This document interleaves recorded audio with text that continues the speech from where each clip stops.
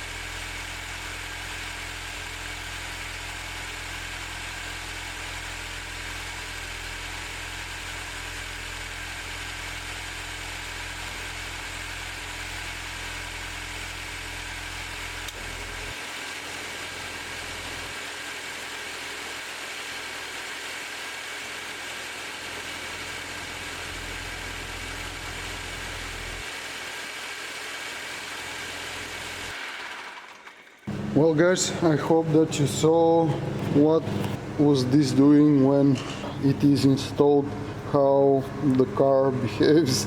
Immediately 3 or 4 times, I didn't count it, immediately after I insert this thing in the screen wiper starts and it won't stop. And once I install the replacement, the wiper will go back to its original position and everything seems to work as it's supposed to. and this is actually warm to the touch, and there is something definitely wrong with it. I don't know what. I'm gonna investigate this down the road. I won't waste any more time dealing with it now. So yeah, in my case, at this point, this seems to be the reason for this behavior of the wiper, and I think that now I'm gonna assemble everything back together, because as I mentioned, most of the wiring is beneath these boxes and everything seems to be in pristine condition, and there is no point for worrying. So I'm so relieved. If I had known that this is such a complex relay, I would have just, this is basically a type of module, and it's not something that is as simple as these little cute things. I thought that the relay for the wiper is something like this. I didn't expect this to be the case. So hopefully now I will be driving this car safely without worrying, and I can use it properly. So the logic behind everything was that once I removed the fuse, which is this fuse for the wiper, the one that is under number 2, once I removed the fuse, the wiper would stop. And I thought to myself that if there is some problem with the wiring and there is some other source of power, not the circuit that is on the wiper itself, and if that is the case, which was the original suspicion of mine, when I remove the fuse, the wiper should continue wiping. But once I got to the point that I removed the fuse and the wiper would stop, that meant that the problem is internal in the circuit of the wiper, the mechanism. So after I disassembled the motor, after I replaced the switch the last time, and everything seems to be fine with them, the wiring had no visible damage.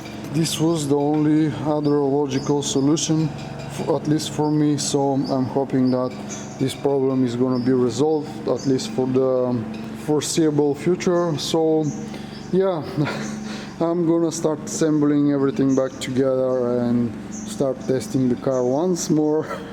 Hopefully this time everything is going to fall into place.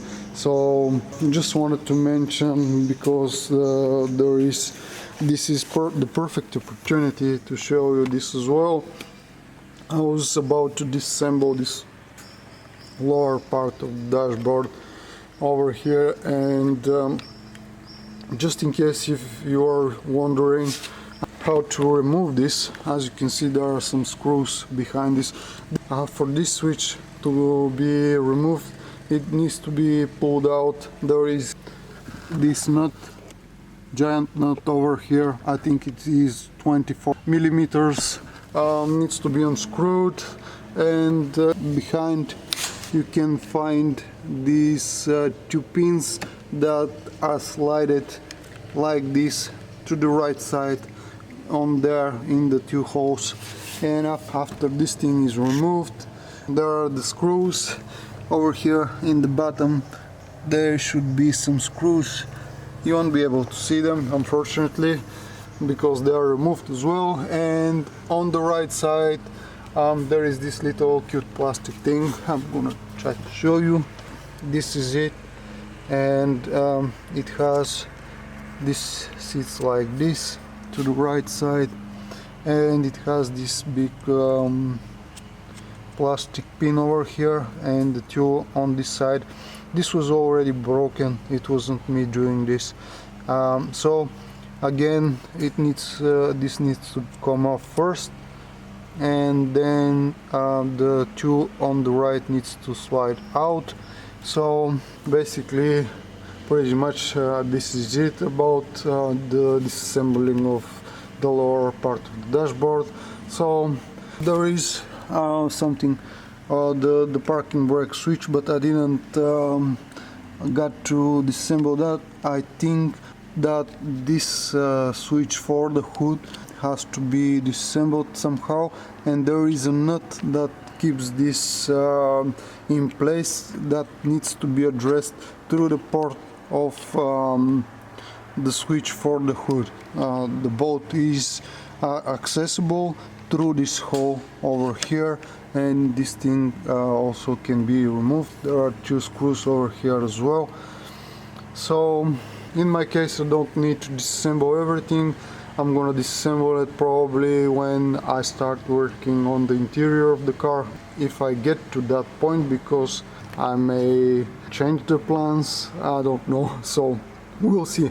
For now, this is how far I'm gonna go with the disassembling of the car. So now I'm gonna start getting back everything together so I can get this back on the road and once again test to see if everything is gonna work as it's supposed to be. So thank you so much for watching. I hope this was interesting for you, or helpful at least. So if you like this content, you may consider subscribing, sharing, commenting, hitting the like button if you like it, of course.